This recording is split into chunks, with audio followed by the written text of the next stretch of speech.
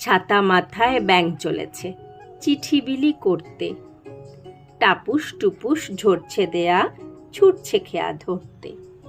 খেয়া নায়ের মাঝি হলো চিংড়ি মাছের বাচ্চা, দু চোখ বুজে হাল ধরে সে জবর মাঝি সাচ্চা। তার চিঠিও এসেছে আজ, লিখছে বিলের খোলসে। সাঁঝের বেলার রোদে নাকি চোখ গেছে তার ঝলসে। নদীর ওপার গিয়ে ব্যাঙা সুধায় সবাই, ভাইরে ভেটকি মাছের নাতনি নাকি গেছে দেশের বাইরে। তার যে চিঠি এসেছে আজ, লিখছে বিলের কাতলা। এবার সারা দেশটি জুড়ে নামবে দারুণ বাদলা। তাই তো নিলাম ছাতা কিনে, আসুক এবার বর্ষা।